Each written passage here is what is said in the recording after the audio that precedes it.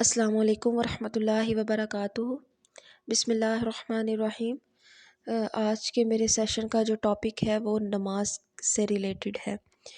تو جو لوگ اللہ تعالیٰ نے ہم پر 5 نمازیں فرض کی ہیں وقفے وقفے سے، فجر ہے، پھر دوپہر میں ظہر آتی ہے، پھر شام میں عصر آتی ہے، تھوڑے ٹائم بعد مغرب آتی ہے، اور رات کے ٹائم پہ عشاء آتی ہے۔ 5 نمازیں اللہ تعالیٰ نے ہم پہ ایک دن میں فرض کی ہیں، لیکن ہم وہ فرض ادا نہیں کر رہے، جبکہ اللہ تعالیٰ کی دی ہوئی زندگی ہے یہ، جو اللہ تعالیٰ کی طرف سے ہم انسانوں کے لیے امانت ہے۔ اور اگر ہم اس میں خیانت کرتے ہیں، یا جس کام کے لیے اللہ تعالیٰ نے ہمیں دنیا میں بھیجا ہے ہم اس کو آنیسٹی کے ساتھ ادا نہیں کرتے ہیں، پورا نہیں کرتے، تو اوبویسلی آخرت میں جا کے حشر کے دن ہمیں اللہ تعالیٰ کو حساب دینا ہوگا۔ ہم کیا کرتے ہیں کہ اب دیکھیں اللہ تعالیٰ نے ہمیں کتنی نعمتیں دی ہیں، کھانا دیا ہے، پینا دیا ہے، اچھا پہننے کو دیا ہے، اچھی جگہ رہنے کو دی ہے، اتنے خوبصورت رشتے دیے ہیں، بہن بھائی دوست، اتنے لوگ ہیں جو ہمیں پیار کرتے ہیں، خیال رکھنے والے رشتے دیے ہیں۔ اتنی نعمتوں کے باوجود بھی اللہ تعالیٰ جب ہمیں 5 بار اپنی طرف پکارتا ہے، اپنی طرف خود بلاتا ہے، ہم پھر بھی نہیں جاتے۔ ہم کسی کام میں بزی ہیں، ہم اگنور کر دیتے ہیں، اچھا میں یہ کام کر لوں اس کے بعد پڑھ لوں گی نماز، اور ایسے ہی کر کے وقت گزر جاتا ہے۔ تھکے ہوئے ہیں تو کہہ دیتے ہیں آج میں تھکی ہوئی ہوں، چلو اللہ کو پتہ ہے کہ یہ کام کر کے میں تھکی ہوں، کوئی نہیں اللہ تعالیٰ معاف فرما دیں گے۔ کیوں بھائی؟ جب آپ اپنے کاموں کے لیے اللہ کو یا اس کے حکم کو اگنور کریں گے، اس کی پکار کو آپ اگنور کریں گے، نظر انداز کریں گے، اس کی پکار کا جواب نہیں دیں گے، تو اللہ تعالیٰ کیوں پھر آپ کو دیکھے، کیوں آپ کو معاف فرمائے؟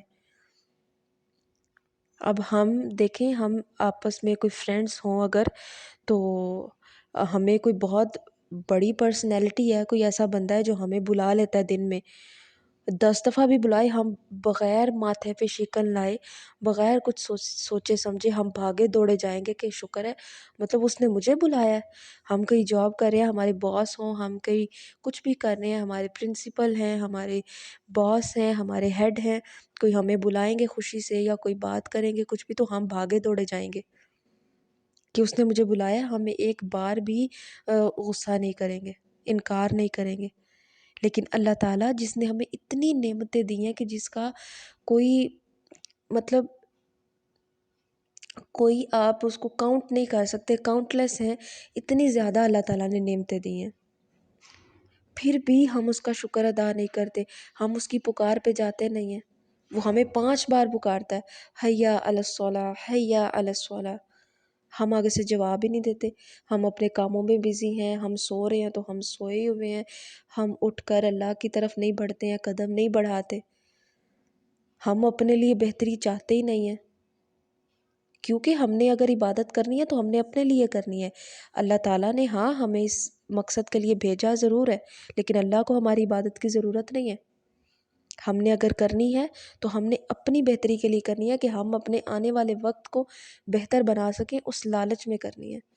ہم اگر روزہ رکھتے ہیں، نماز ادا کرتے ہیں نا، تو صرف ہم اپنے لالچ میں کرتے ہیں کہ ہم اللہ کو راضی کر سکیں، تاکہ ہمیں خوشیاں ملیں، ہمارے رزق میں برکت ہو، ہماری زندگی میں برکت ہو، ہمیں صحت ملے، ہمارا آنے والا وقت اچھا ہو، صرف ہم اس لیے کرتے ہیں۔ اگر یہ سب ہمیں نہ چاہیے ہو اللہ تعالیٰ سے، ہم کبھی بھی یہ کام نہ کریں۔ کون کرے پھر سردی میں اٹھ کے وضو کرے ٹھنڈے پانی سے اور نماز ادا کرے اپنی نیند چھوڑ کے؟ کون اٹھے گا فجر ٹائم پہ؟ کون تھکا ہارا رات کو جب گھر آئے گا تو سب سارے کام چھوڑ کے پھر نماز ادا کرے گا؟ کوئی بھی نہیں کرے گا۔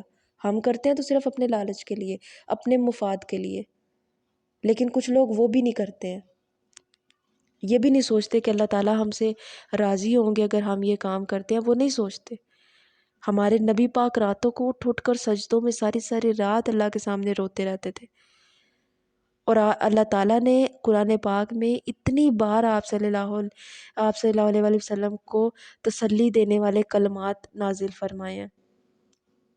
آپ قرآن پاک کو پڑھیں گے، ترجمہ پڑھیں گے، اس کی تفسیر پڑھیں گے، تو آپ کو ایسی آیات ملیں گی کہ آپ لکھتے لکھتے تھک جائیں گے، اتنی جگہ پہ اللہ تعالیٰ نے آپ کو تسلی دی ہے، حوصلہ دیا ہے۔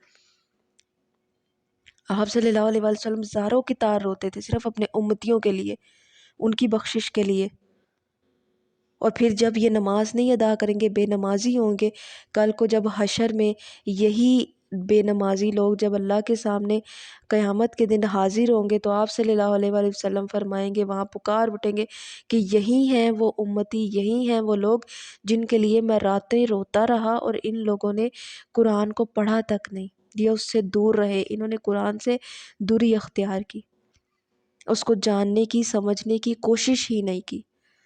تو دیکھیں جو ہمارے لیے اتنا کرتے رہے، ہم آج ان کے لیے کیا کر رہے ہیں؟